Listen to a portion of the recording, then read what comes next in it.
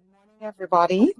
Honorable Minister Andrea Mesa, Minister of the Environment and Energy of Costa Rica, His Excellency Luis Almagro, Secretary General of the Organization of American States, Her Excellency Anne de la Blanche, Ambassador and Permanent Observer of France, Her Excellency Yolande Yvonne Smith, Ambassador of Grenada to the United States and Permanent Representative to the OAS, distinguished ambassadors and permanent representatives who are joining us on this webinar, our panelists who are joining us today, Dr. François Galgani, Dr. Ben Kurtman, Dr. Juan Pablo Bonilla, Mr. Marc Magrid. Thank you so much for being here with us today for this important discussion on Caribbean maritime economies, climate, and biodiversity challenges. To begin our discussion, I would like to introduce our co-organizer, or I should say our main organizer of this event, Ambassador Anne de la Blanche of the Permanent Mission of France. Ambassador de la Blanche took up her current position of Permanent Observer of France to the OAS in September 2018. A career diplomat, Ambassador de la Blanche previously occupied several positions abroad and in Paris. Prior to her current position, she served as Ambassador of France to Botswana, Senior Counselor at the French Embassy to the United States, Director for Training and Recruitment, Political Advisor in Madrid, Spain from 2000 to 2004, and in Brussels, Belgium, Director for West Africa and Special Advisor for Financial and Economic Affairs in the African Department. She was also Deputy Director for Central America and the Caribbean. Ambassador de la Blanche is a passionate supporter of biodiversity and an advocate of women's economic empowerment. Ambassador, you have the floor. Thank you. Thank you, Secretary General Luis Almagro, Minister Andrea Mesa, my dear colleague Yolande Smith from Grenada, Executive Secretary Kim Osborne, and all of you. I'm very happy to see you, and a special hello to Marc from Geneva, and to Dr. Bonilla and all the panelists who will accompany us today in this webinar. So I'm really pleased to sort of welcome you and to this event that we organize, as Kim Osborne said, with the Office for Science and Technology of the French Embassy to the United States, and with the organization American States. I'd like to especially recognize Mrs. Kim Osborne, who is the OAS Executive Secretary of Integral Development, and I'd like to thank the OAS technical team for their invaluable support, as well as the OAS interpreters. This week marks the 5th anniversary of the adoption of the Paris Agreement, which will be celebrated in a few days with the Climate Ambition Summit in the run-up to COP26 next year. 2021 will also be an important stepping stone on the biodiversity agenda, with the launch of the United Nations Decade of Ocean Science for Sustainable Development, the IUCN Congress, the One Planet Summit, among other important international events. 5 years after the Paris Agreement, there is a new awareness of the importance of an integrated and strengthened strategy, addressing both the mitigation of climate change and the protection of biodiversity in the interest of human activity, economic prosperity, global health, and food security. The road towards COP26 is critical in this regard. The coronavirus pandemic and the devastating crisis it generated are not over yet, but this very difficult year, 2020, now draws to its end with new hopes as scientific research progresses and vaccines are looming on the horizon. While economic recovery pathways are being worked on everywhere, there's an opportunity not to be missed.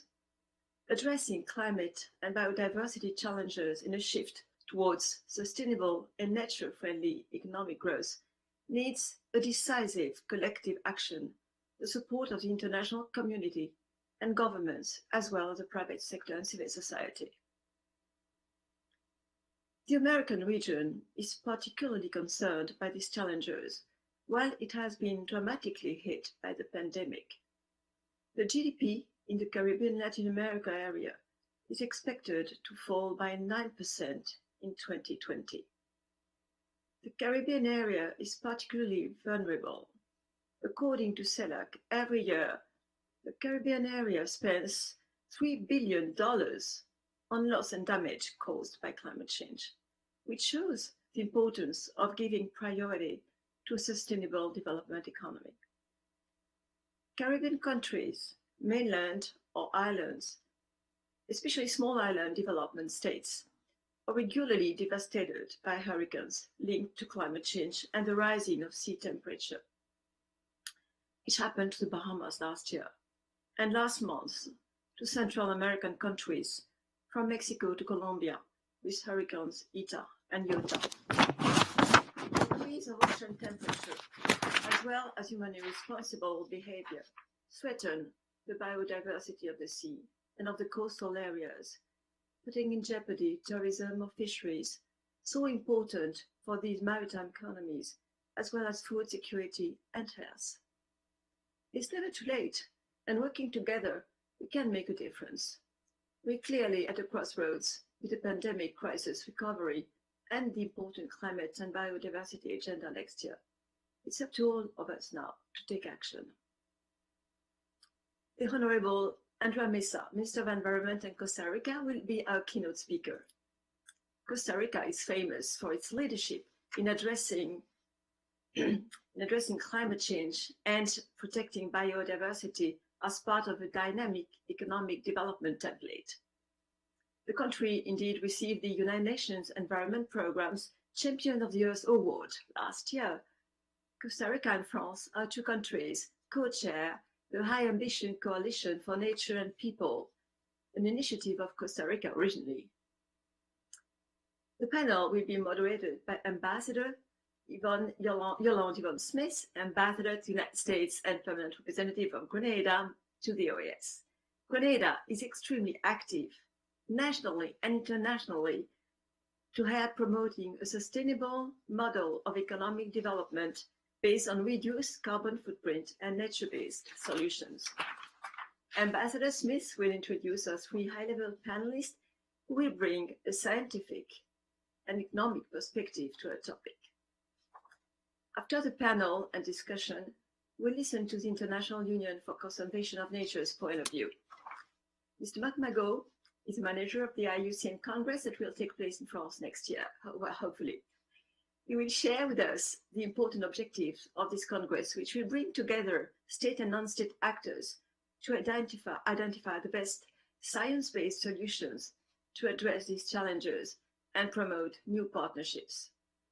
The conclusion of this webinar will be given by His Excellency Luis Almagro, Secretary General of the Organization of American States. I do hope you will find this event interesting and useful, and I thank you. Thank you, Ambassador de la Blanche, for these remarks. It is now my distinct pleasure to introduce Minister for the Environment and Energy of Costa Rica, Her Excellency Minister Andrea Mesa. Minister Mesa is an expert in sustainable development with more than 20 years of experience in formulating public policies and executing projects. She has worked in more than 15 Latin American countries in multidisciplinary projects financed by various multilateral organizations, the IDB, the World Bank, CAF, European Union, UNDP, and bilateral organizations such as the AECID, the GIZ, and national governments. Señora Ministra, reciban cordial bienvenida y nuestro profundo agradecimiento por tomar un espacio en su agenda para acompañarnos en este evento. Tiene usted la palabra. Muchas gracias. Muchas gracias. Thank you very much, Luis Almagro, Secretary General of OAS, Kim Osborne, thank you for those kind words. Ambassador Anne de la Blanche, Ambassador Yolande Smith from our country, Grenada, who is also a champion in all these climate change elements. Juan Pablo Bonilla, who is a very good friend of our country and the region in this agenda, Francois Galdani, Ben, and Mark. It's an honor of being here and sharing some ideas and general aspects of how we see decarbonization and resilience as core aspects of our development agenda. And this is the first element that I would like to highlight when in this celebration of the 5th anniversary of the Paris Agreement. What we see is that it's a unique opportunity to really make and bring progress to our societies, to our economies. And I would like to share a small presentation with you with some of these remarks. Let me see if technology works. Mm-hmm.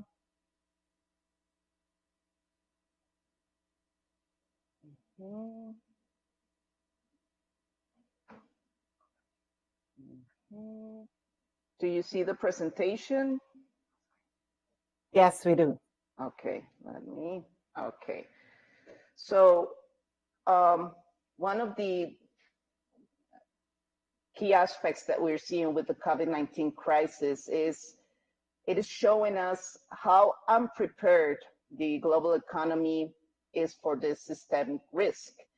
And one of the elements that we need to notice is that if we are unprepared for the COVID-19 crisis, then we are really not prepared for these other systemic and bigger challenges and risks that climate change and biodiversity collapse presents.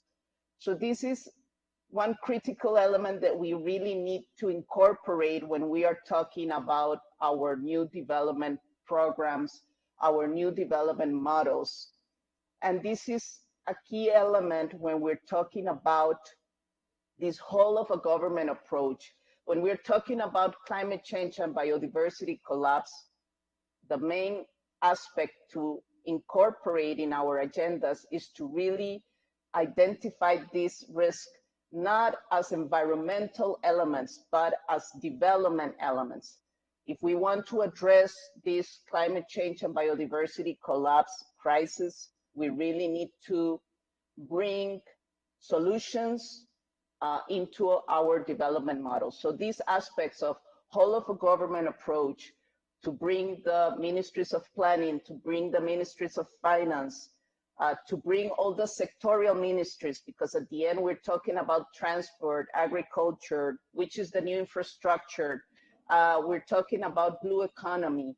We really need to bring then the whole government and start defining which are the kind of investments that we need to implement in order to achieve what the scientific community is telling us that are the aspects that we need to achieve. And basically with the Paris Agreement, we have there which are the goals as global community that we need to achieve in order to stop climate change. And also in terms of biodiversity collapse, we're also hearing science community telling us that in the same manner that we have the 1.5 temperature goal for Paris Agreement, we also need to have some specific goals for the protection of land and terrestrial and marine areas. And this is the 30% of the planet, the protection of the 30% of the planet. And this is also a critical element that we need to achieve in order to stop this huge challenge that we are facing as community. And these elements, as we were saying, it's not only about bringing a human challenge that we have, but also to understand that these have positive revenues, that it has an opportunity also in terms of the economic impacts that we have when we're talking about decarbonization. Recently, it was in last week that we presented the results of our cost-benefit analysis of our decarbonization plan, something that it is that has shown the positive economic benefits that we have if we implement this, which is our long-term strategy, the benefits that we will have in the country. The interesting element that we see with this kind of data is that now we see the different stakeholders paying attention with this kind of aspects. We are receiving now a lot of interest from not the usual suspects, and this is the kind of elements that I will really like to bring. We need to include this kind of narrative also when we're talking about decarbonization and resilience, and it's the economic impact that it will have. And for example, in our case, it says that if we implement the decarbonization plan, it will bring more than $41 billion in net benefits. And this will save or provide 78 billion in benefits, and it will cost about $37 billion. Most of the times, sometimes we are hearing that this is expensive way of developing, but it is not. When we are talking and when we are doing robust analysis, and this cost-benefit analysis was done with the participation of international consultants, with the support of IDB, also with the interaction of our university, and this is demonstrating that it is a good aspect for our development. And the greatest benefits are due to actions affecting transport, agriculture, livestock, and forestry. And the interesting element is that we can see also economic benefits in these two areas. And again, the other key finding here is that nature-based solutions play a central role when we are talking about this transformational model. So with this kind of data, what we are now doing is also having these other conversations with the different sectorial ministries, having a prioritization of the kind of investments that will generate jobs and a lot of green and blue jobs. And it's the kind of conversations that our citizens are expecting. It is not an easy time, and we all know that we are facing complex times with the small fiscal spaces in our economies. But even with this complex time, we have the opportunity to make the right decisions in what are the kind of investments that will allow us to achieve the Paris goals, that will allow us hopefully also to achieve the ambitious goals that we need to have in the post-2020 framework of the CBD at the international level, and that will also bring us to welfare and the kind of integration of the different development aspects that we want to achieve. The other critical element that I would like to bring to this conversation is that, as the ambassador mentioned, we are promoting the High Ambition Coalition for Nature and People as a science-based coalition formed by over 40 inter-regional countries with the central goal to protect 30% of the planet by 2030, as well as achieving an ambitious post-2020 framework. Also, Grenada, represented here today, was one of the first countries to support this coalition, and our aim is to reach the support of 50 member countries by the beginning of next year for the official launch of this coalition at the One Planet Summit. But we know that we are facing big challenges, and this 30%, this 30 by 30 goal is also a very important political demand that we have right now. Because if we don't address biodiversity loss, And if we are not, if we don't succeed also in stopping biodiversity loss, we will not be able to achieve the Paris goals. And this is something that we really need to understand, and that oceans also are a critical part of all these integral solutions. We are seeing the devastating impacts of these extreme weather events, hurricanes, and we know that we have the technology, we have the science, we have the solutions and even the resources there to really do transformational changes. But we need to have clear political vision. We need to have long-term views and long-term plans to achieve these transformational changes and to continue bringing multilateralism also as part of these important solutions. So I will stop there my reflections. I will stop my reflections here, and just to say that it is possible to have a green recovery. We need to see this as a comprehensive and systemic process. This is not only an environmental aspect, this is a development aspect, a development model that can prioritize well-being and health of the population and ecosystem. There are technological options for urban, coastal, and rural territories to consolidate this transformational process.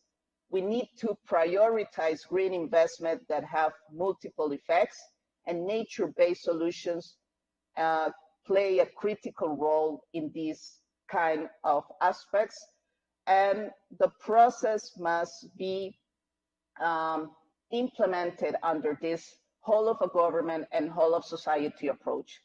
We will be hearing from the different speakers from MDBs that play a critical role and are central partners in this transformation. IDB, it's a great partner in this, but we also need NGOs. We need to be green in the financial system, and it is just with also the engagement of non-state actors that we will be achieving these ambitious goals in the short term and the short period that we have. So thank you for the invitation, and hope to be hearing new presentations of NDCs. And we know that the region has the potential to be a leader and to continue being a leader. We have been hearing excellent news from Colombia, from Grenada, from Jamaica, and I know where we will be presenting our enhanced NDC before the end of the year as well. And we are working very hard also to bring other countries in the Central American region, which is a very threatened region from the impacts of climate change. But we know that we have all the different elements, the building blocks to do this transformational change. So thank you very much, Ambassador and colleagues.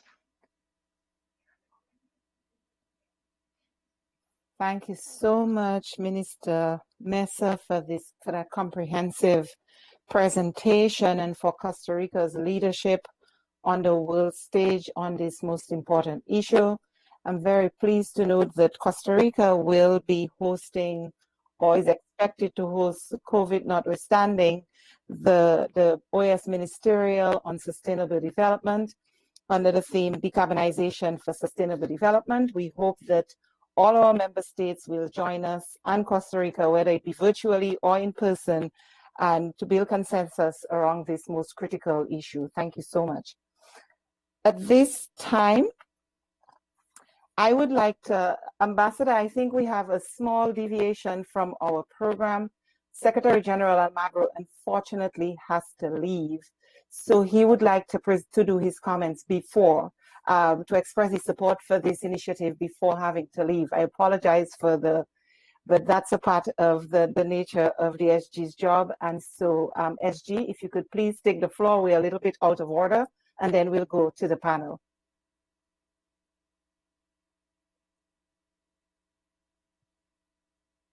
Secretary, your mic is off.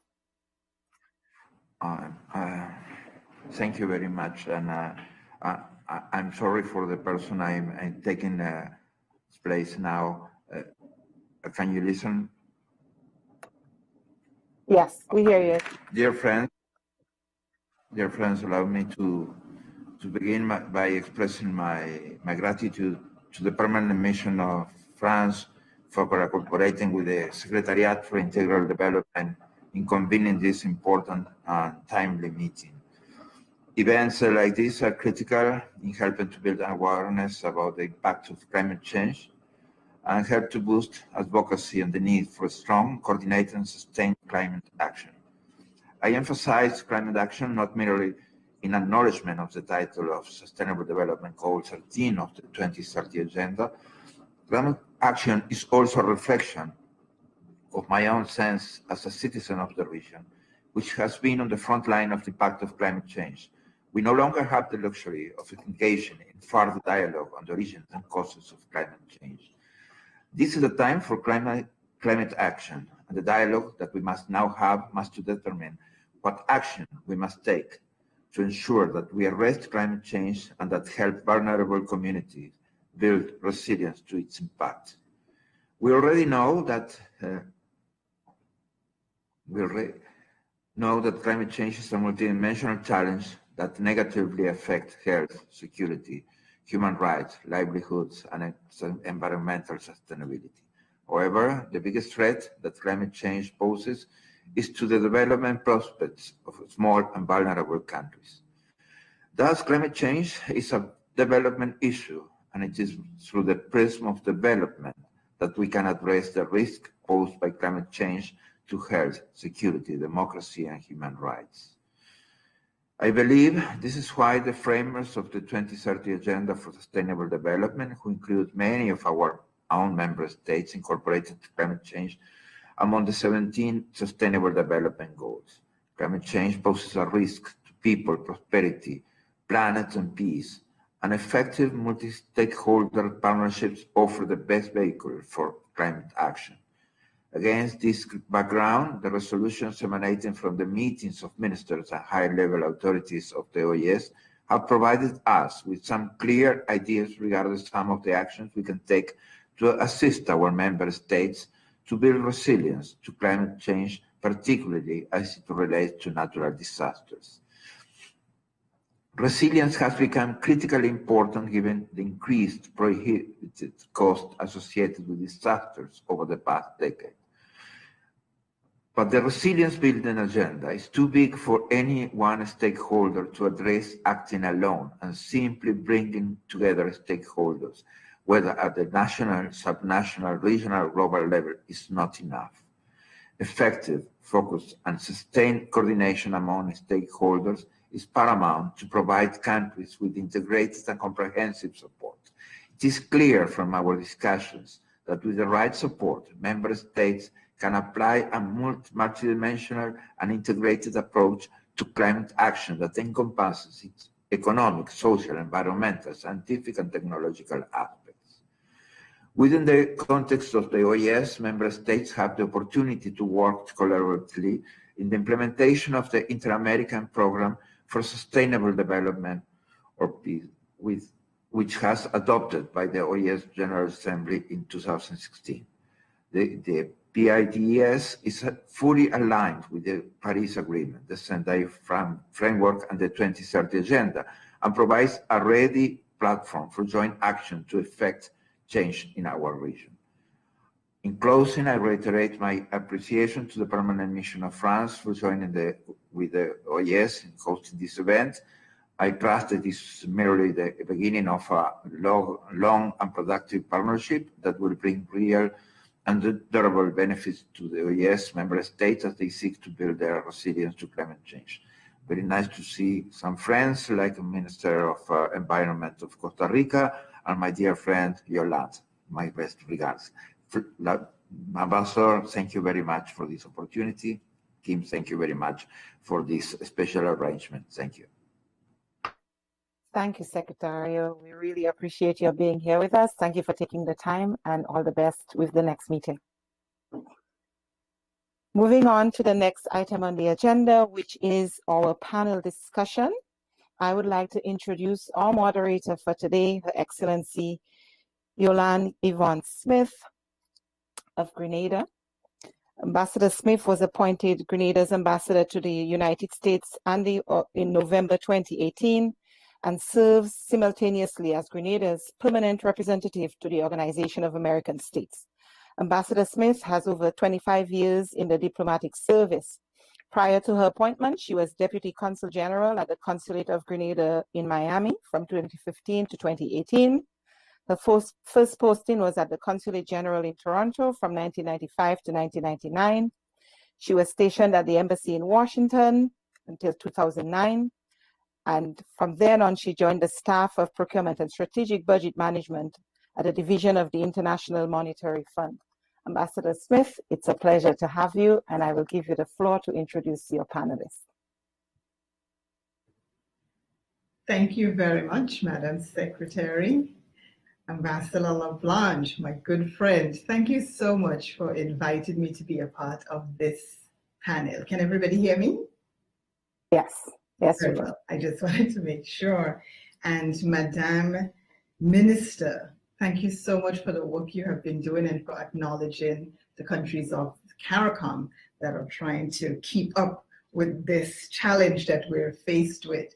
I think the meeting today is so fitting because traditionally we've been discussing climate change and we've been discussing biodiversity. But at this time, we're bringing the conversation together, and I think that's the way it's going to go forward. Of course, for CARICOM Islands, we depend on the ocean for tourism, for food, for trade, for recreation even, and for transportation. So when we talk about warming of the oceans, we talk about the intensity of hurricanes, that is a major, major blow to our region, and of course, the economic fallout as well. So we're very happy that we're having this discussion today, and I am thrilled and I'm happy to introduce our panelists. I'll do them one by one. I think our first will be Dr. Galgani, Francois Galgani, who is the project manager of IFIRMA, a board member of the EU Horizon European Mission, Starfish on Oceans. He specializes in marine environmental science and marine litter with over 160 peer-reviewed articles and reports to the EU Commission. Francois Galgani is chairman of the European DG Environment MSFD Group on Marine Litter, co-chairing the UN GESAMP Group on Plastic Pollution and member of various international technical groups on marine litter. Also the UNEA Science Advisory Committee, the G7, G20 groups on sea-based sources of litter, regional sea conventions. Francois Galgani is also the editor-in-chief of the scientific journal Marine Pollution Bulletin and convener of the chapter Marine Litter on the UN World Ocean Assignment 2. I want to thank you so much, Dr. Galgani, for being part of the panel today, and we look forward to your presentation. Hello, good afternoon, good morning all. Thank you for the invitation. Thank you for the introduction, Madam. I'm very happy to be with you today. I will try to give you some view on what is done actually for our litter worldwide, and also discuss the regional differences. So I hope you can see my presentation. Yes, and while you're pulling that up, I just want to remind or to advise everyone that we do have interpretation from French to English and Spanish. Okay, I will try to speak in English. Okay, well, thank you. So I think that the question is about how to solve the problem of marine litter and what are the interactions between marine litter and biodiversity and climate change and all new issue. I mean, this new issue of marine litter is now entering the political agenda of different countries and institutions. And what is important to understand is that, I mean, there is without healthy ocean and water, there is just simply no life on Earth. So, I mean, it's something like very critical at this stage. And we have different challenges to reach what we call healthy oceans. I mean, these are including the consideration of human footprint, climate change, the lack of understanding and knowledge, I would say, and also inadequate governance in many, many areas worldwide. Marine litter, in fact, is a very pervasive pressure.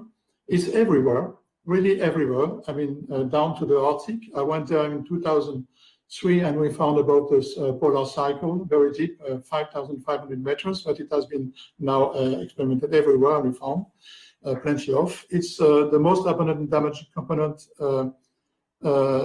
is plastic, and it's just related to the longevity because it may stay for centuries on the bottom of the sea. So we know that there are more than 3 trillion plastic pieces that are floating at the surface of the sea, and we may expect annual input of up to 40 million tons every year. So it's a real problem with different types of impacts, environmental, such as entanglement of species, the most important type of impact, also ingestion by different species, contamination and so on. Social impacts, I mean, changing the way the people are behaving in some countries. Economic impact, it has been evaluated at the level of $12 billion every year. So it's something like we may have to save money acting against marine litter, with also some impact on human systems. I mean, seafood, for instance, may be affected by microplastics. We have spills, we have injuries on beach because of metal, glasses, chemicals, and so on. And so overall, I mean, it's a very important problem that is coming again in the political agenda these days. So there are already some global initiatives to solve that problem of marine litter. I mean, United Nations. What is interesting is that UNEA, United Nations Environmental Program, had held a meeting last week, and they did decide and discuss better to engage I mean, all the countries to a global convention on marine litter, and probably larger than marine litter, just plastic pollution that may be more consequent in terms of management and policies. So we have also the G7, G20 with some regularly marine litter coming in the declaration from either the ministers of head of governments, IMO, different UN institutions that are covering different part of. What is interesting also is that we have regional sea conventions, and the one from the Caribbean, for instance, is very active in the field. And so there is a chance to have something like working all together. And this was what UNEA and G7 and G20 are supporting, actually. And I think that, I mean, all region will have to play an important role in that. So just some examples of what has been done in Europe. So science, for instance, on the left, you have the mapping of different types of litter on the seafloor, at the surface, microplastics, and so on. And on the right, I mean, interestingly, Europe, I mean, the fastest directive that has been launched by European Commission is the one on the plastic pollution. It was been done in 2019. It just took 7 months to launch that directive with a lot of consequence. For instance, the ban of different types of single-use plastic, recovery of plastics from after fishing, for instance. So a lot of initiative. I will not go in detail, but it's interesting that to see that there is a lot of action done, probably because it's not like climate change, something like very difficult to understand. It's not conceptual. It's really everyday life. And for that reason, I mean, the social demand is very, very important. It is of the most important interest of the general public. Actually, we had a poll that was done recently in France, and we know that, I mean, the people are really following that field. So besides, the European Commission launched a mission, Starfish, and they are planning to implement a lot of measures like recycling plants, dispatched everywhere in Europe, also improving the wastewater treatment. But Europe is not the most active, I would say. I mean, the Western Caribbean, the Caribbean region also has some information about floating microplastics, deep sea litter, floating litter, and so on. I mean, the specialists already know that waste and wastewater are the most pervasive source of marine pollution in that region. LDFG, so what we say abandoned, lost, or derelict fishing gear is a key component of marine litter in the Caribbean. And tourism is also important as a source of marine litter. So you see the different types of information you have. And as in Europe, I mean, the regional action plan on Marita is very active, and also the Caribbean Regional Fund for wastewater. So the question is about how to solve the issues that are coming. So we have technical challenge. I will not go into details, but cost-effective methods are important. Automatic sensors, small size particles, what we call macroplastics or nanoplastics, solution, and so on. And on diversity, I think it's important to realize that, I mean, Marlita could, I mean, act as an important driver for change in future when considered biodiversity. Just after the tsunami in Japan, just the tsunami, it was more than 5 million tons of debris that came to the sea. And part have been traveling to the United States. And in 6 years only, it was something like 300 new species, large species, and not microorganisms, but just for the large, what we call macrofauna, 300 different new species for North America. And we don't know so much about, I mean, what will be the impact of that. And I mean, it could be the same everywhere, as you will see, for instance. You know that, I mean, Marita is moving across the oceans. And on the left, you can see, for instance, where the litter waste that are coming from Europe are traveling to. And typically, with the Alizé equatorial currents, they are going to the west, to the Caribbean Sea. So this is an example that, for sure, I mean, Caribbean will receive some new species from Europe.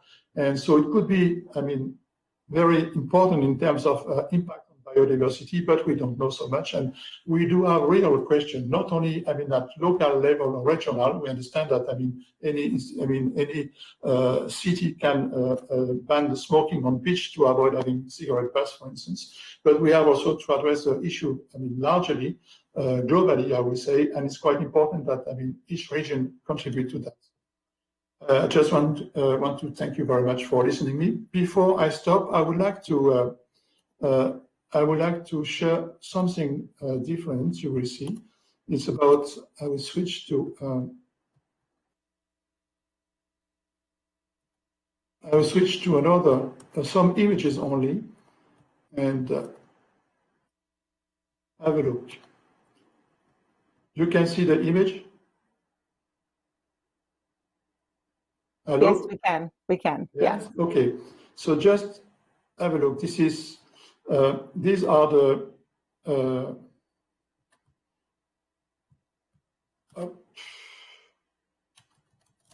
I'm sorry, I cannot. Okay. These images are coming from a submersible. My institution, IFREMER, is owning and operating some submersibles very deep. And it is 8 kilometers offshore. It's from the Côte d'Azur, and it's 2,200 meters. And you see, I mean, the feeling in the Mediterranean, but I mean, I know it's the same in China, offshore China. I know it's the same also in the Atlantic Ocean. And probably we may find this kind of situation everywhere in front of large cities, even far from. But you see that, I mean, the deep sea is accumulating litter, and we don't know anything about impact, long-term trends, and so on. And that becomes a real question. I mean, the feeling is like a carpet, where you put all the dust, I mean, under the carpet, and it has been for decades now, and we don't know how to solve that. Thank you very much. Thank you very much, Dr. Galgani, for this enlightening presentation, and for bringing to the forefront the fact that our behaviors and the way we treat the ocean affect, you know, whatever we do on land affects the ocean. If we litter, then we run the risk of not being able to solve the problem of climate change. Thank you so much for that presentation, among other things. And I just want to remind everyone that we'll have a question and answer segment at the end of all the presentations. So the next presenter, presenting the known and unknown hurricanes and climate change, is Dr. Ben Kirkman, or Kirkman. He is a professor of atmospheric science at the University of Miami Rosenthal School of Marine and Atmospheric Science. He uses atmosphere-ocean general circulation modules to study the predictability and variability of the Earth's climate system. His wide-ranging research aims to understand and quantify the limits of climate predictability from days to decades. Dr. Kurtman is the director of the Cooperative Institute for Marine and Atmosphere Studies at the University of Miami and serves as the program director for climate and environmental hazards at the University of Miami Center for Computational Science. And I am happy that we are going to get the variant presentations today because we need the science to inform our responses in order to mitigate the effects of climate change. Dr. Kurtman, you have the floor. Thank you very much. I really appreciate the opportunity to talk to you all today. And I'm very excited about participating in this panel. Hopefully you can see my slides. Yes, we and can. if you can't, please let me know. Beautiful. So I want to start out and sort of separate this presentation into two threads. The first thread is what can we understand from the historical record of hurricanes? We typically refer to that as the detection and attribution problem. And then the second thread I'm going to talk about is what are we going to expect when the climate system warms by, say, 2 degrees Celsius. So those are the two threads I want to go through. I'm going to start with these hurricane detection and attribution. And on the far right-hand side, I'm showing you landfalling hurricanes. I'm going to go to my highlighter here so you can see the landfalling tropical cyclones in eastern Australia, landfalling hurricanes in the United States, and then typhoons in China. And what you can see from all three of these records, there really isn't any trend. We don't see a trend in the number of landfalling cyclones throughout the world. On the other hand, on a relatively short record, we see a big trend in the intensity of North Atlantic tropical cyclones. And we see trends in the number of strong storms. This is the number of strong storms. And again, this is what fraction of the total number of storms are due to the strongest storms. And so we see trends in all three of these records. And the question that we have when we think about these historical records, can we attribute these trends that we do see to climate change, greenhouse gases, things like that? Well, I just told you this power dissipation index had this strong trend all the way up through 2005. This plot that I've superimposed, it's a little bit blurry, shows that power dissipation index decaying after 2005.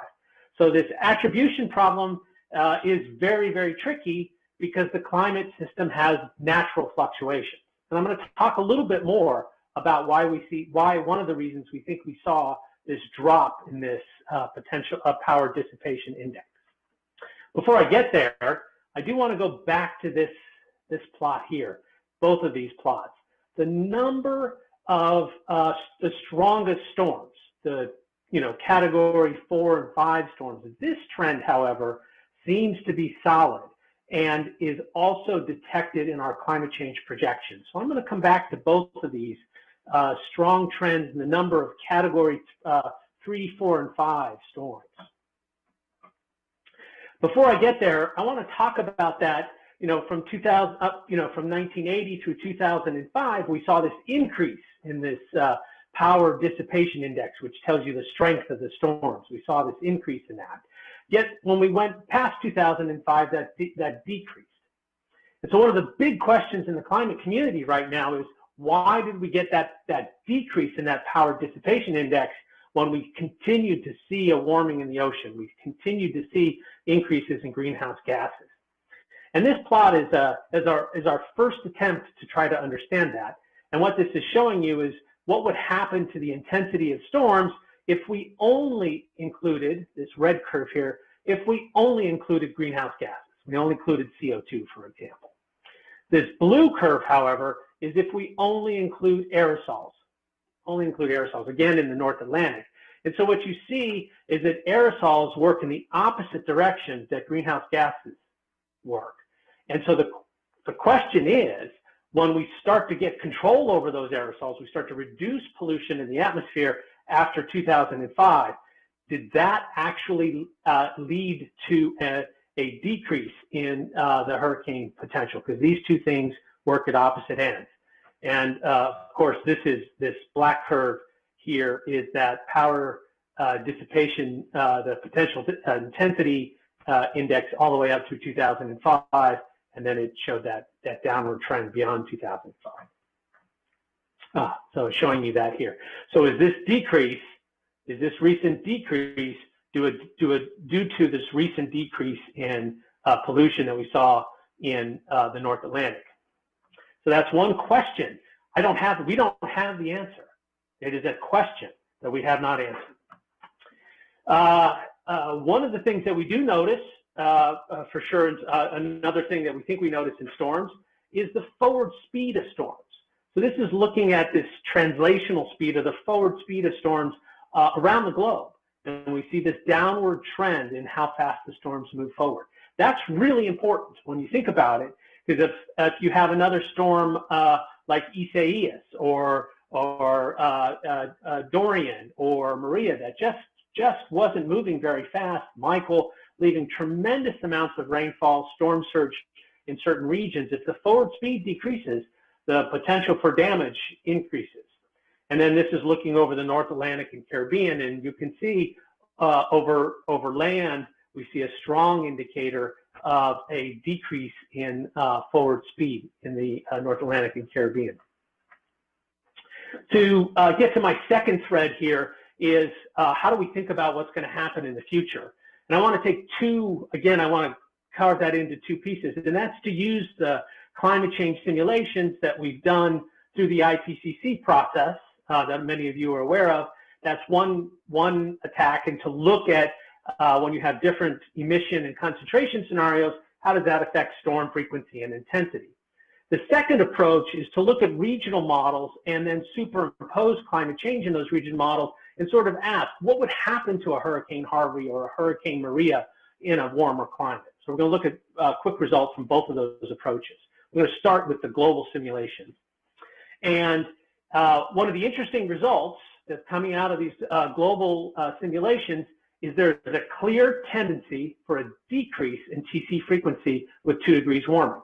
And you can see that clearly in the Atlantic. You can see that in the North Pacific.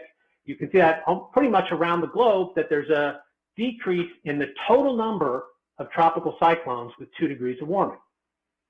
And this would be valid for the next, the middle of the century and beyond. However, the problem with this is that there's a very robust tendency for an increase in tropical storm intensity with 2 degrees warming. And you can see that very clearly throughout the globe in all the basins, that the intensity of storms increases with 2 degrees warming. And also very dramatic, a robust tendency for an increase in the rain rate associated with tropical storms with the 2 degree warming. So these are robust results that the climate science community agrees on.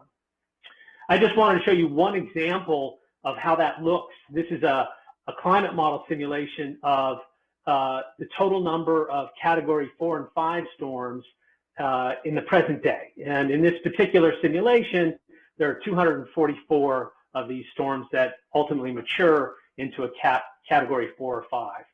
And I've highlighted this North Atlantic, Caribbean, Eastern Pacific region for your attention. And this is what happens when we look at the late 21st century. There are 313 Category 4 and 5 storms. And you can just see the tracks of these storms, the number of tracks of those storms that mature into Category 3 and 4 and 5 storms significantly increase. I want to emphasize that this particular climate change scenario is quite modest compared to the trajectory that we think we are on today. And then the last prong here is this: what would happen to, just theoretically, what would happen to a Harvey or Maria in a warmer climate? Another way of looking at this. And this is looking at, in particular, just at Hurricane Maria that really did tremendous damage in the Caribbean and Puerto Rico in particular. This is the observed wind speeds associated with Maria. This is taking these various curves here that I'm showing you are taking background climates from a significantly warmer climate. This is that stronger climate change scenario, and looking at what the wind speeds would have done with a Hurricane Maria. And you can see they sort of missed this early intensification, but overall you can see this clear signal that the wind speed maximum associated with Hurricane Maria would significantly increase in a warmer climate. And also dramatically, this plot is looking at the amount of precipitation. And again, you can see a big increase in the amount of precipitation with Hurricane Maria. This result, if you look at, one of my colleagues has looked at about a dozen different storms doing the same calculation with regional models, and the results are quite robust. We see an increase in storm strength and an increase in the rainfall with observed storms. So, summary. This early part, this detection and attribution, a balance of evidence suggesting that we have seen over the historical record an increase in the number of storms reaching category 4 and 5 in the recent decades. And we've seen an increase in Hurricane Harvey-like storms with extreme precipitation events. The projections going forward, again, the balance of evidence suggests an increase in the number of storms reaching category 4 and 5, and again, a significant increase in Hurricane Harvey-like extreme precipitation events. And I will stop there. Thank you. Thank you very much, Dr. Kirkman. And that just brings me back to something the Honorable Minister from Costa Rica said, that we have to think about the investments and prioritizing our mitigation efforts and our adaptation. So I hope out of this meeting, we'll perhaps get some conversations around investing in the region for sustainability, because I think the cost of inaction is perhaps higher than the cost to invest. I thank you so much for your presentation. And now our next presenter on reconciling economic growth and biodiversity and climate challenges is Dr. Juan Pablo Bonilla. He is the manager of the IDB's Climate Change and Sustainable Development Sector. Previously, he was Chief of Staff to the Executive VP of the IDB. He also worked in the field for more than 20 years. He has led the IDB's Sustainable Energy and Climate Change Initiative, a major strategic step for integrating climate change and sustainability. Before joining the IDB, Dr. Bonilla worked as a senior specialist at the World Bank and as a member of the UN's CDM Executive Board. In Colombia, after serving as the executive director of the think tank Fundasorelio, of course my Spanish is horrible, and the national environmental manager of ANDI, he launched a new initiative such as the National Climate Change and Biotechnology Policy as principal advisor to the country's vice president. He served as Deputy Minister of Environment and Acting Minister of Environment, Housing and Territorial Development. I am pleased to offer the floor to Dr. Bonilla. Many thanks. Are you listening well? Yes, we hear you. Yes, we can hear you.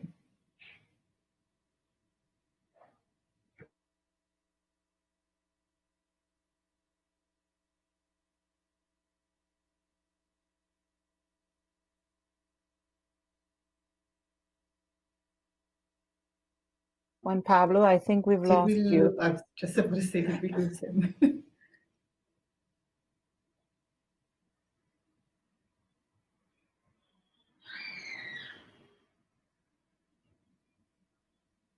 There he is.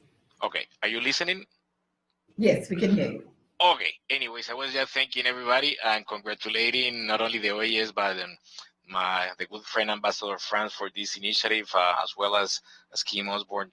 I think it's very important to put together the agenda, as all of you has mentioned, about climate, biodiversity, resiliency, and the link with tourism, with plastic, and how that, as Minister Andrea Mesa mentioned, is part of the sustainable recovery. And Andrea, by the way, I always congratulate not only you, but your government for the leadership that you are showing.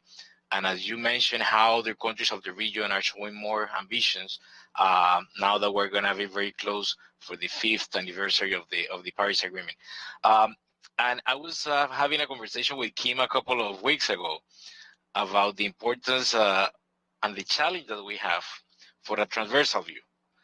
Many of you have talked about the crisis, about COVID, about the recovery. We had a presentation a couple of weeks ago to the board of the IDB The new president of the ADB, Mauricio Claver Carone, is emphasizing a lot the need for recovery, for economic growth in the region, and how to do it in a sustainable way. And that day we had a presentation about the macro situation of Latin America and the Caribbean, then the challenges for COVID recovery, and then we had a presentation about the impacts of climate and how we can think about a sustainable recovery. It's just to see the complexity that not only ministers of finance, but our governments are facing right now. It's the economic recovery, it's COVID, but how to do it in a sustainable way. A couple of months ago, we thought that this is going to be more linear, having a rescue phase and then a recovery phase. We're just learning that this is going to be kind of a hybrid model of rescuing and transition and recovery all at the same time. So it's quite a challenge. And I just wanted to share with you that as a development bank for the region, we devoted a lot of energy during the last couple of months for the rescue phase.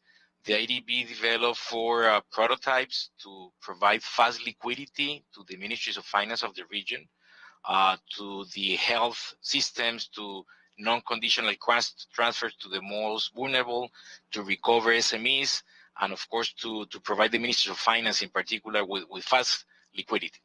And now we are also seeing how the recovery phase should be. And as I mentioned, Mauricio, our president, is talking a lot about the GCI, the capital increase of the bank. But we are talking a lot among our shareholders, board members, no board members, about what are the best strategies to do this recovery in a sustainable way. So in all the presentations, you have seen the impacts of climate on biodiversity, but also why biodiversity, nature-based solution is also part of the solution. And I think the Caribbean is every day showing us how the good management of mangroves is part of that. Bahamas was mentioned. For us at the IDB, it was not a surprise to see when we had Dorian that the parts of Bahamas with the least impact were those where the mangroves were most or best managed and recovered. And I'm seeing that in every day. I remember last time I visited Costa Rica, we saw a very good program for mangrove recovery and the link with blue economy. I'm seeing that in all the coastal cities in not only Caribbean, Central America, but also my country, Colombia. It was very impactful to see how hurricanes are starting also to be part of our day-to-day with San Andres and Cartagena, Barranquilla. But the importance of having nature-based solutions as part also of the resilience is gonna be key. Many of you mentioned not only Paris Agreement, but also biodiversity, Sendai for prevention of natural disasters. I wanted to add to that agenda the habitat conception of sustainable cities, that by the way is very linked with the plastic issue in oceans. Every day we see that that waste management, solid waste management plans are not done properly at the city level. That's one of the key areas as foundations to cover when we need to avoid more litter and plastic in the ocean. So you see that everything started to be connected. It's the agenda of climate, the agenda of biodiversity, the city's agenda, the tourism agenda to think about new resilient tourism for the future. And that's going to be quite a challenge. That is part of the SDGs DNA. I think our governments are very sectoral, equally our institutions. And I think the challenge is how to start making all the connections among sectors in a more comprehensive way, in a more systemic way to connect everything.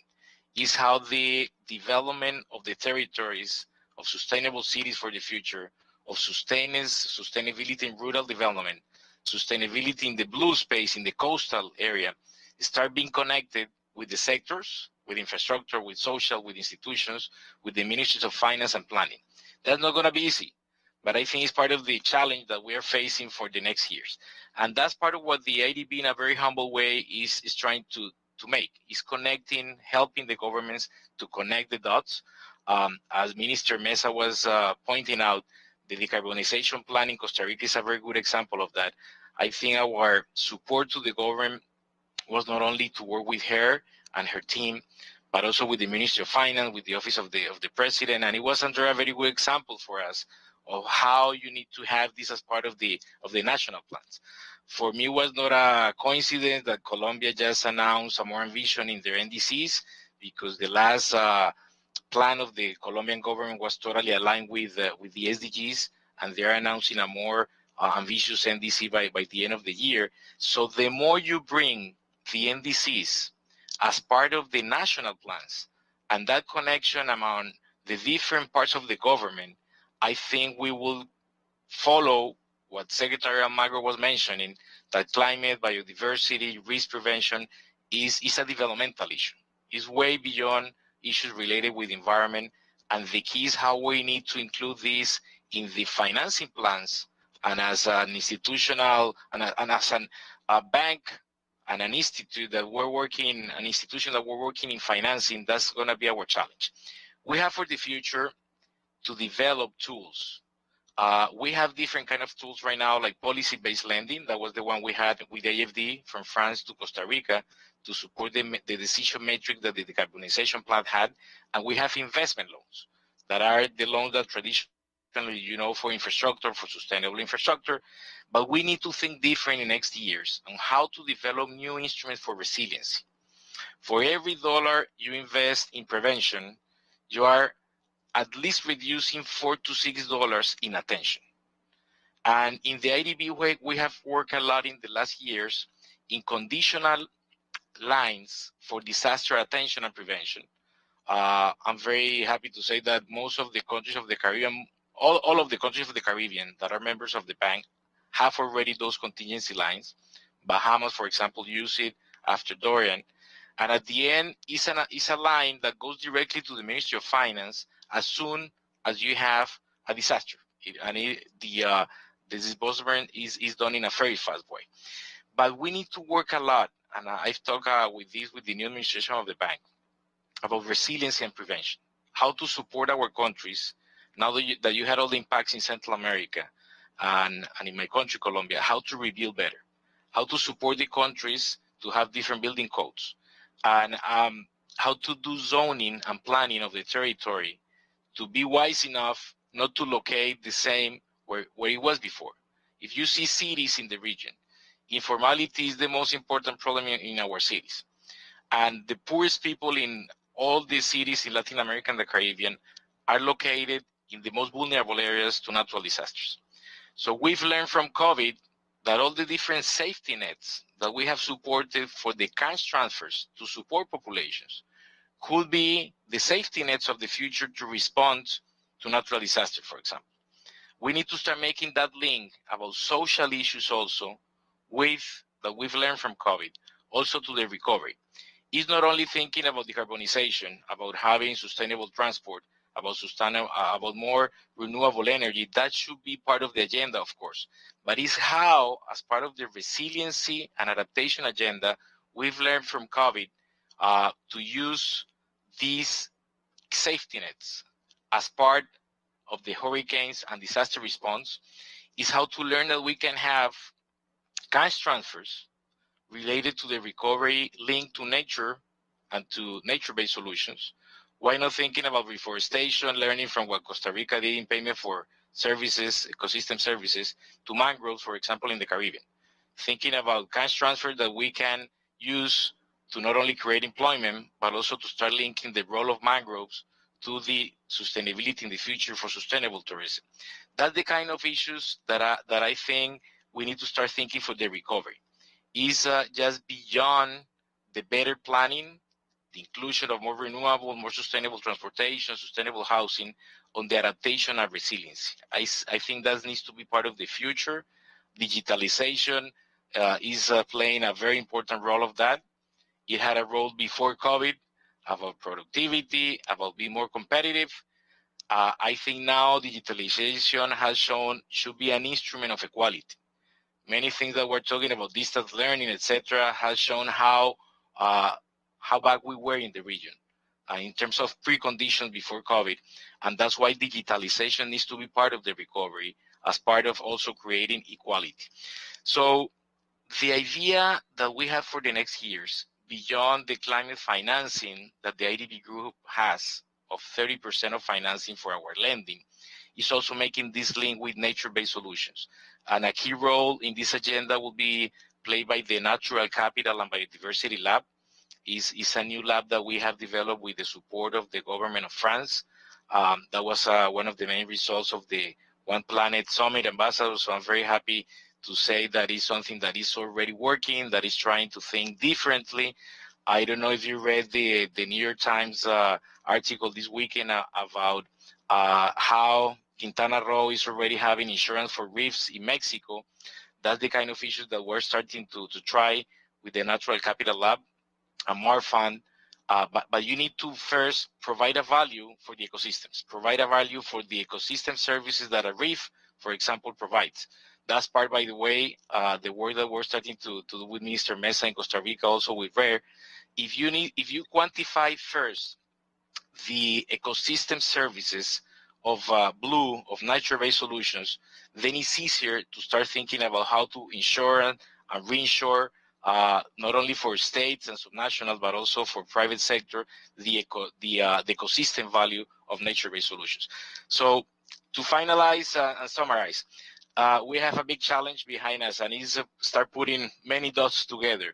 But I think if we have the support from different institutions together, this is way beyond the MDBs, is how to work together the national levels, subnational levels, as Andrea mentioned, with private sector, with civil society, to really have national development plans in which you show this connection about biodiversity, climate, resiliency. I think this is going to be part of a better recovery. But we need to create that together as a society. This is not going to be just the agenda of one ministry or one sector. It's to be a collective, I would say, better idea, having social pacts for better development into the future. Thank you.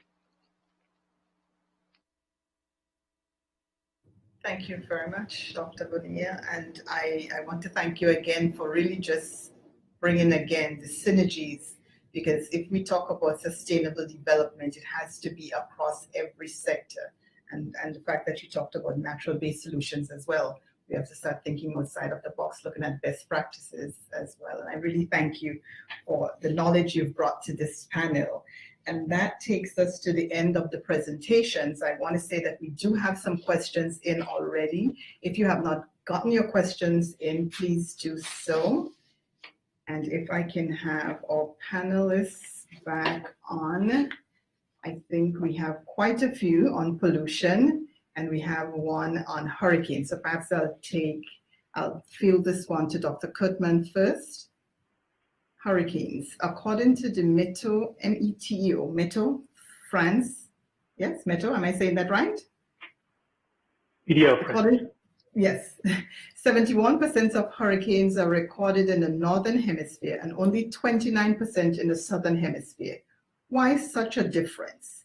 And is there a similar trend in both hemispheres in terms of frequency or intensity of the hurricanes? The biggest difference between the hemispheres, we think, is because of the land-sea contrast between the northern hemisphere and the southern hemisphere. So if you look at the Pacific, where there isn't, where there's two, both basins are big in both the northern and southern hemisphere, there's a similar number of total hurricanes. But in the Atlantic, that's where the big difference comes in. And so we believe that's due to basin geometry. But the details of that are open questions. The second question was, I missed the second one. I'm sorry, I can't hear you. You're muted. That's true. Is there a similar trend in both hemispheres in terms of frequency or intensity of these hurricanes? So we see in both hemispheres, we see a slight decrease in when you go in both the historical record, but also in the climate change projections, we see a decrease in the frequency of storms. So that is the way to think about it, is just the total count, how many storms there will be. We see a decrease. In terms of intensity, the overall intensity, just the total wind damage, if you will, from all storms, doesn't seem to change that much. We're not really noticing a trend.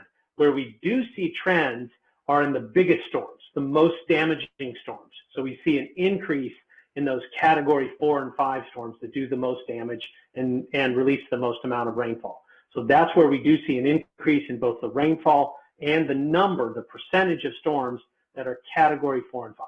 And that's true in both hemispheres. Thank you very much. This one goes to Dr. Galgani. Plastics are also a problem for biodiversity. Molecules of bacteria can cling to microplastic, drift across the ocean to upset the balances of biodiversity. On the other side, plastics are also a problem for biodiversity. I'm not sure if it's a question or comment. Molecules of bacteria can cling to the microplastic, drift across the ocean to upset the balances of biodiversity on the other side of the world. Is that a significant risk? Dr. Gargani?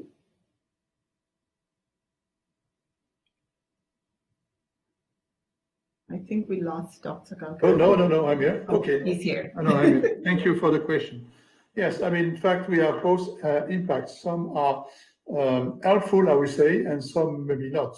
I mean, transfer of pathogen, for instance, dispersion of pathogen in different places could be a problem, you see, and plastic may support this kind of dispersion of pathogen, microorganisms, and so on. We have good evidence of the fixation of different types of microorganisms. I mean, yeast, for instance, bacteria, unicellular toxic dinoflagellates, and so on. So in that sense, I mean, it may impact biodiversity and have some also human health impact and so on. But then it may also be helpful. I mean, some scientists, it was not with using marine bacteria, but some other organisms like yeast, they did isolate some molecules that could be also digesting plastics. And I know that some companies already start to some pilot experiments to improve recycling using, I mean, engineered enzymes that are able to, coming from microorganisms that are able to. So in fact, you're right. I mean, you have both impacts, and but the problem is that we have to select the best possible impact to save biodiversity. That's my feeling. Okay, thank you. And it appears that the global recycling rate for plastic is as low as 12%. In France, some reports announce a recycling rate for plastic packaging around 60%. What are the main limiting factors to prevent a country like France from going beyond that? And what should be done to extend recycling procedures to a larger part of the planet? Yes, there are different ways to improve recycling. The first one is to change the materials we are using. We may craft new materials. You know, we gave 6 Nobel Prizes to inventors of different polymers that are plastics mainly.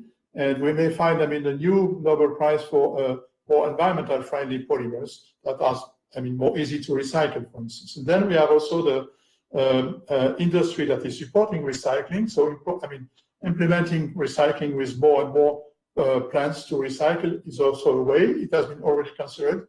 But you see, I think that Western countries, I mean, US and European countries and so on, they are supporting the idea of having less marine litter, but it may take time just before, I mean, we have a strong economy to produce plastics and strong interest, and that may be something like limiting the implementation of this kind, but it's on the way. That will take time probably, but you know, the new recovery package from the European Commission, for instance, is very interesting because it will be paid largely by tax that will be on non-recyclable plastics, for instance.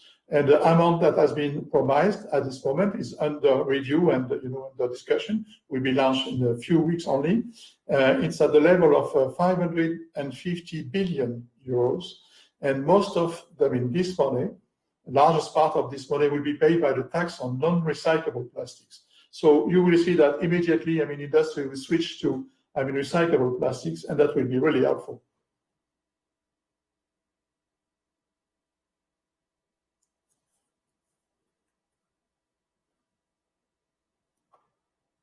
I'm sorry.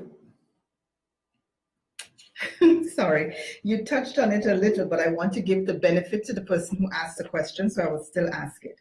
There are more and more incentives in France and the US to reduce the use of plastic bags in shops by encouraging reusable bags. Do these incentives have a real effect when, or on the other hand, the number of packaging layers of products sold does not decrease? Wouldn't initiatives taken in the direction by manufacturers be more effective? Well, I mean, in France we do have a ban on single-use plastics, but what must be said is that it's a national ban, and so it means that the management is at the national level rather than. And if you compare with US, for instance, you may have a lot of initiatives coming from states, from cities, and so it's more a regional, I mean, federal, not at federal level, but more state level, or cities and so on. But at the end, it's something like very efficient also. So it's the solution have been taken that may, and where we can see some differences. But I mean, it's important to understand that we have already bans that will limit the use of plastics, and that is the only way to. Thank you. And I think this next question is for you again. Plastic pollution seemed to be the key topic. Two publications from the National Geographic magazine published in 2019 claimed before correction that 8 rivers in Asia and 2 rivers in Africa discharged about 90% of the plastics that end up in the ocean, citing a 2017 German study. The National Geographic, okay, so there's a second part. So you can deal with that one first then. Yeah, okay. So, I mean, true that, I mean, we do have a lot of papers coming now about the inputs from riverine inputs. And but when you travel and you sample yourself, you will see that we may find some differences between what has been published in terms of modeling and, trying to calculate the global input from rivers and so on and what is happening. So I visited myself an institute in China, and in fact, the levels coming from microplastics coming from the Yangtze River, for instance, was not as was expected. So, I mean, the realities may be different, but it's true that large rivers are bringing a lot of plastics to the sea, and it's also probably the place for some solutions. I mean, limiting input directly to the sea.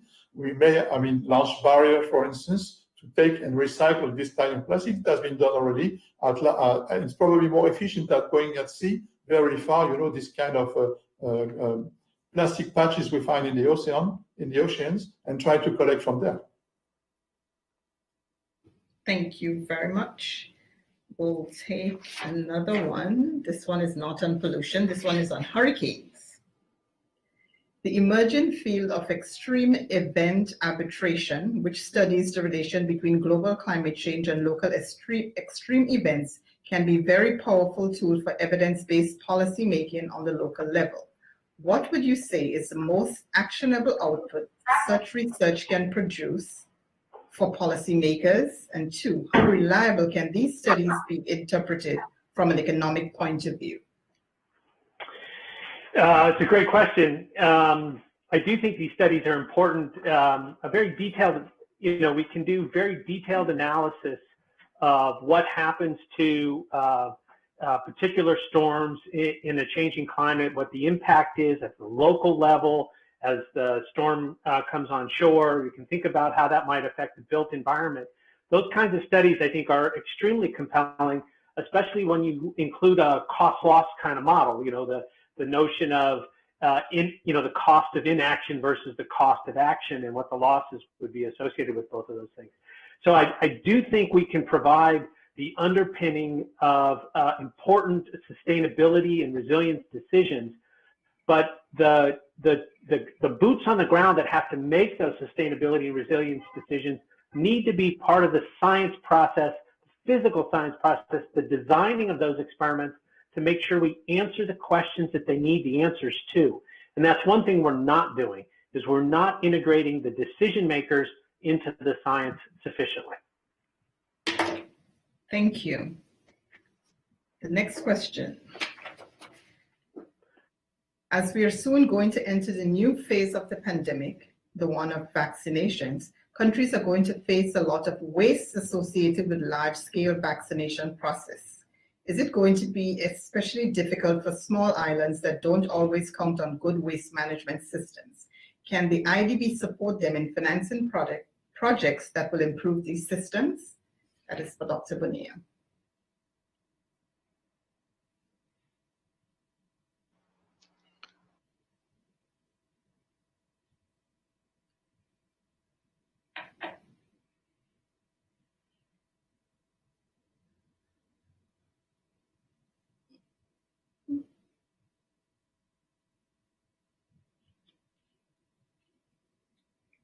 Dr. Bonilla, are you still with us?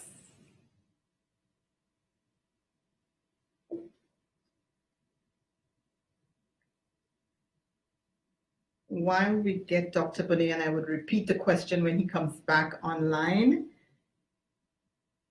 Are you listening? Oh, there he is, yes. Okay. I was saying that, of course, we can finance. This is the type of investment we would love to do. Now, just to make clear, the IDB does every day the programming of what we lend to all of our countries through the IDB offices with the Ministries of Finance and Planning.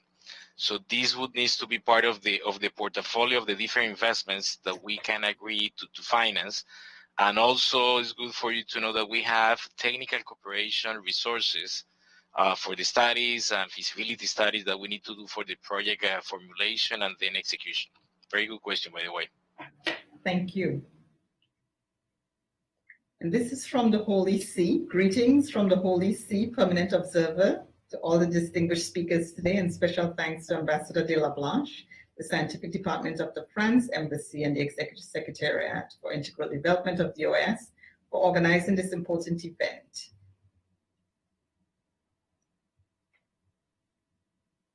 Okay, so from Pope Francis, in his, I'm not sure, encyclical of Care on Common Home, Pope Francis pointed out, and I'm quoting, to the intimate relationship between the poor and the fragile and the fragility of the planet, the conviction that everything in the world is connected, and pointed also to the need to seek renewed ways of understanding the economy and progress, the value proper to each creature, the human meaning of ecology, the need for forthright and honest debate, the serious responsibility of international and local policy, the throwaway culture, and the proposal of a new lifestyle.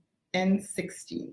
I would like to ask Dr. Bonilla for his thoughts from the point of view of the banking sector of how a debate could be encouraged to balance healthy economic progress while challenging what Pope Francis refers to as a throwaway culture and foster a new lifestyle. It was a mouthful, but I hope you got it, Dr. Bonilla. Yes, I think it's a great question, because at the end, it goes back to this connection that we were thinking as a system. And when you talk about circular economy, I think you need to go down to consumption. And we need to start thinking every day on how we not only finance, as I mentioned when I was talking, issues related with being more sustainable in terms of economic growth, including renewable energy, sustainable transport, etc., but also the part of consumption. And that's why even COVID has a challenge before us with the use of the vaccines that was asked before. As a bank, every day we are not only trying to promote every sustainability in our investments, but also supporting the financial systems in the disclosing, which I think is going to be a very important part in the next 5 to 10 years. As you know, Mark Carney and others from UK, France, has really promote the disclosing of climate risk, the TCFD. But now we see a lot of also push for the climate, for the nature disclosure, nature-related disclosure. So what I wanted to point out is that the financial system, the different institutional investors, the different private sector funds in the future are going to start taking a look of climate and nature-based disclosing from the financial systems, from central banks, but also from private sector banks.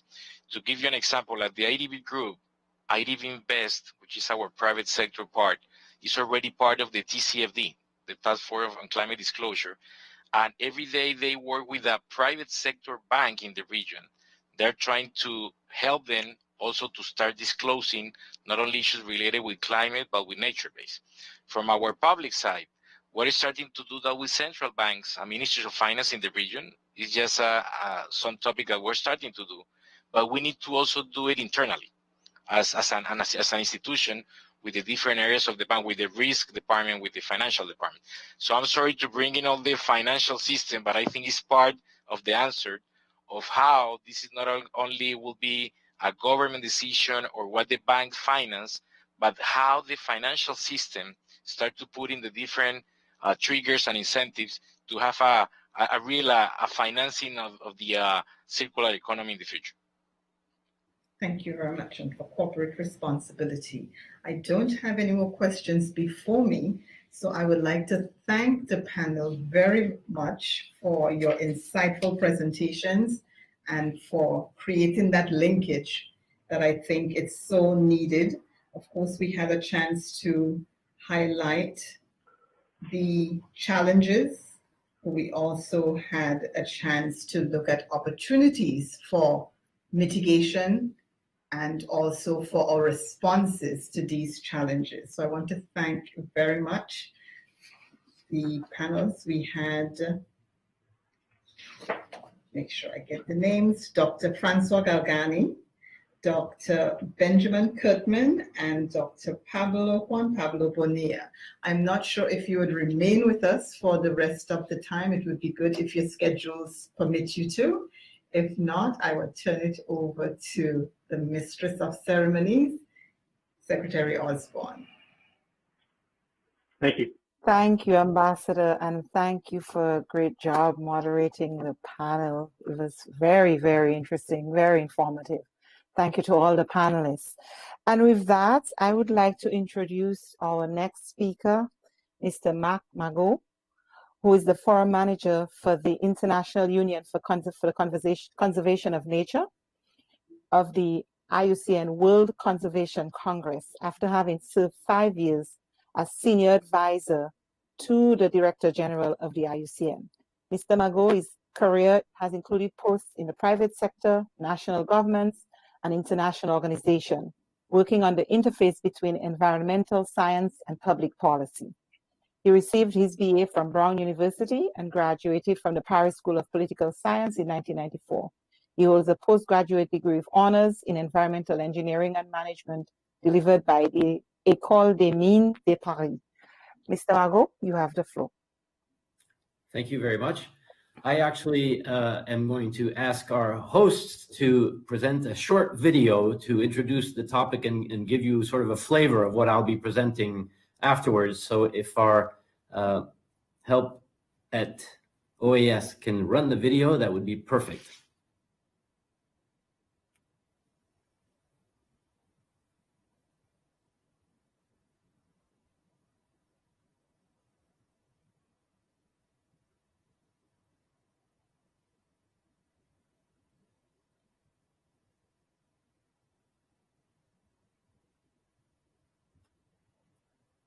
I believe Mauricio is online, and I think he is going to launch the video.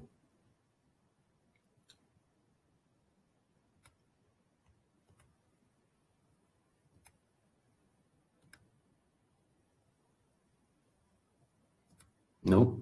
Are we having Mauricio, are we able to launch? Yeah. Very good.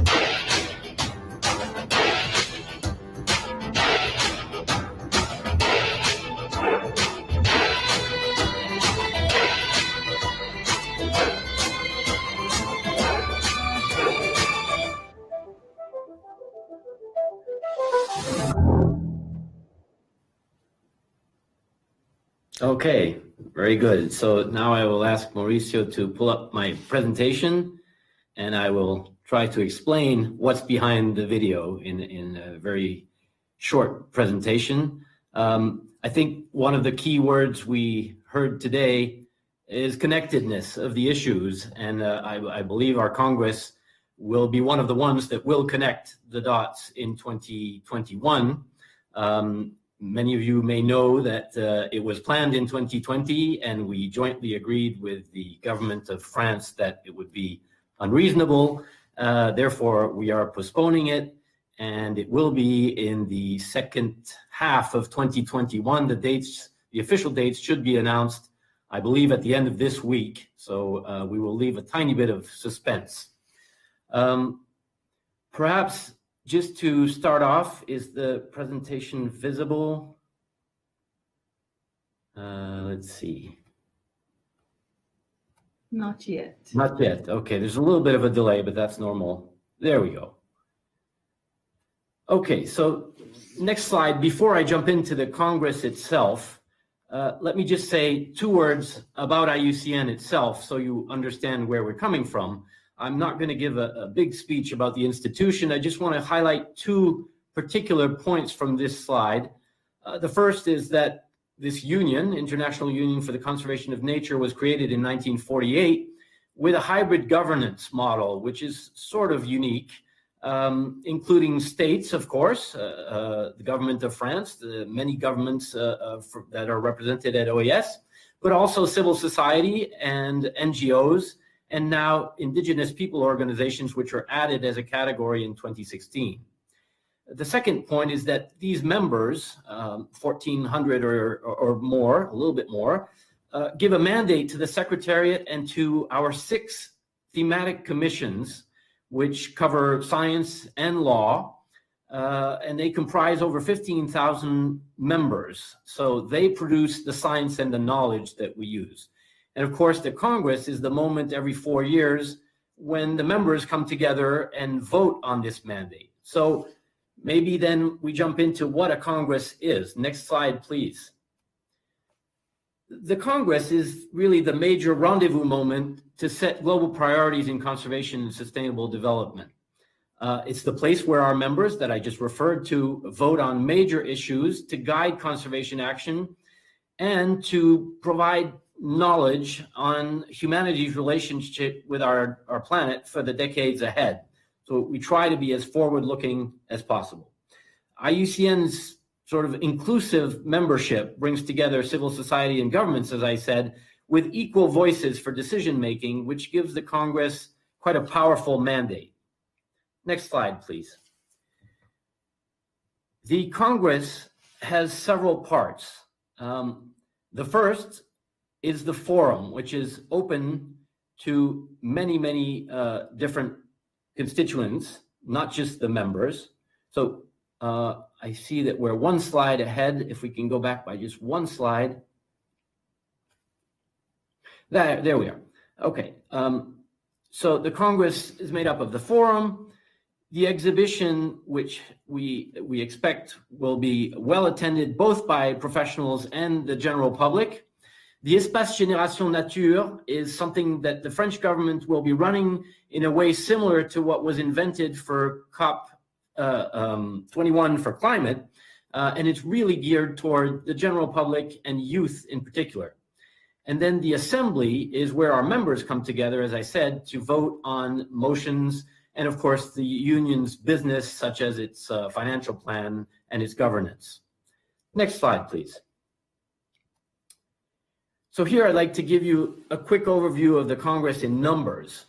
It lasts 8 days with the different bricks that I just referred to. It will include some 500 individual sessions with about 20 high-level sessions. The rest are sessions that were selected through a competitive call for proposals, and they come from our members, but also from civil society at large. And we wanted to include a capacity building component, so we designed a session type that is called Campus, which is completely dedicated to training and capacity building, and we have 73 of those. Of particular interest, I think, to this audience are the sessions relating to the marine theme, of course.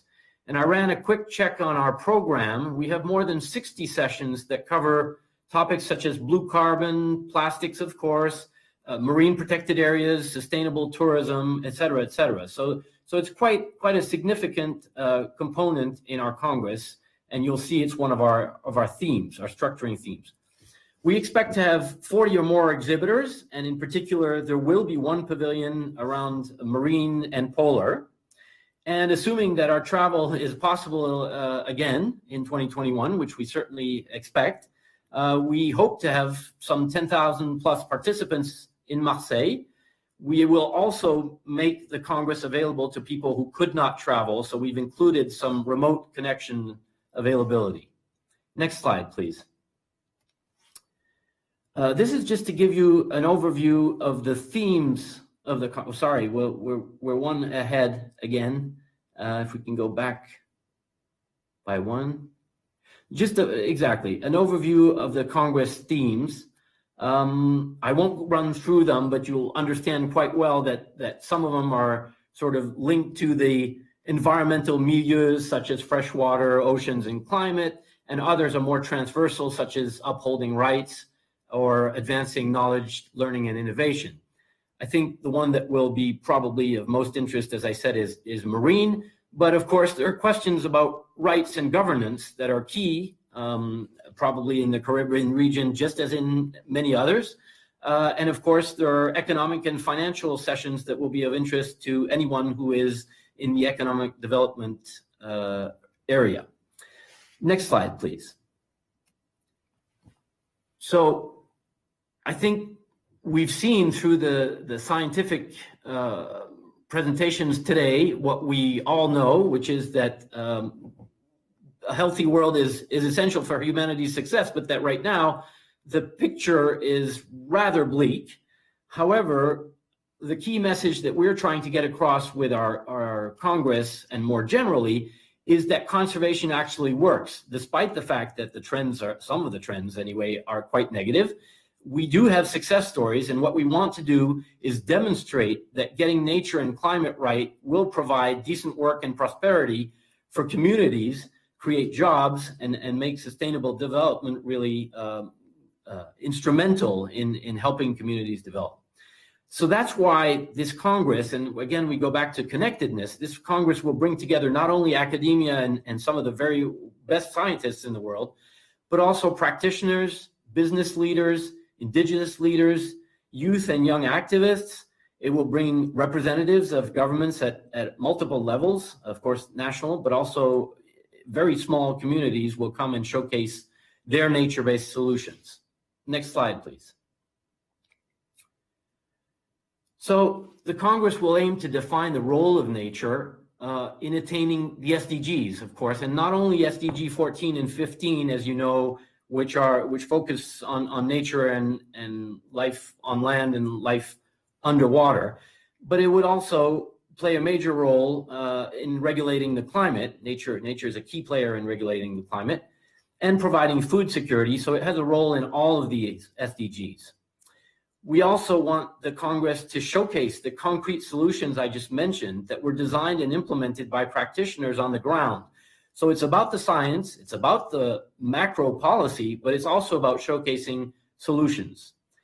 And we expect that the Congress's outcome that will be adopted by a very large representation of civil society and governments will provide a strong basis for decisions for policymakers and in particular for the upcoming meetings in 2021, including the COP15 of the Convention on Biological Diversity, which was referred to by Minister Mesa. Next slide, please. So, of course, I think it's important to highlight our host country here and our partners in the organization of the event. Next slide, please. I think we need to recognize the key role that the French government has played and is playing, and I would like to thank them here through Ambassador de la Blache for being a driving force to put these topics front and center. By hosting the IUCN Congress, France intends to mobilize global action for protecting and enhancing biodiversity and it sees our Congress as a decisive step towards achieving an ambitious global compact. International results really depend on national action, and hosting the Congress is fully in line with France's National Plan for Biodiversity, which it adopted in 2018 to implement its goals and generate momentum. This is true at the national level, but also at a more regional and local level. And I must say, we've been positively impressed by the commitment and enthusiasm of the various levels of government, regional and local, around the city of Marseille. Next slide, please. Marseille, which will be our host city, as I said, most likely in the third quarter of 2021, is the second largest city in France with a population of 1 million. It's the oldest city with 2,600 years of history. It's France's biggest port and second largest in the Mediterranean. And importantly, it is also European capital of culture. It was in 2013. Fans of football will no doubt recognize the mythical football stadium, the Stade Vélodrome, standing in both pictures that you see ahead of you, and that is right next to our Congress venue. So on behalf of our Director General, Dr. Bruno Oberle, I'm very happy to extend an invitation to everyone. We do hope to see you in Marseille. The date's to be announced within the next few weeks, so stay tuned. And next slide, I would just like to give you a few of the contact details you may need if you wish to inquire further. Of course, I'm available for questions now or later. You can find my email through the French representatives to OAS. Thank you very much. Thank you so much, Mr. Magot. And I'm not sure whether there are any questions or comments in the message box. I don't see any requests, but the invitation remains. I hope all member states will take you up on that invitation. And I think that brings us now to the end of what I should say is a very productive discussion. We heard of the challenges, the opportunities, the threats that our regions face. And I think more importantly, we heard of the call to action. And I think we have the blueprint for climate action. As SG Almagro said, dialogue alone is not enough. I think we have to act, and we have to act with urgency. We need to act now. As a resident or as a citizen of the Caribbean, particularly as a citizen of Dominica, I know only too well the effects of climate change on our region. We suffered greatly, and I hope that we will not have a repeat of such devastating storms, but unfortunately, this is where we are.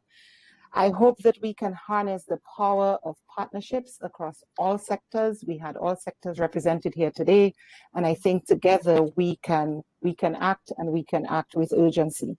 My thanks again to Ambassador de la Blache of France for ensuring and urging action on this important issue. Ambassador, thank you for the partnership. We greatly appreciate the support and the work that France is doing together with us. Thank you, Ambassador Smith, for joining us this morning, and thanks again to each of the panelists for being a part of this discussion, Mr. Galgani, Mr. Kirkman, and Juan Pablo Bonilla of the IDB, and of course, Mr. Magot for the final remarks. And Ambassador, over to you.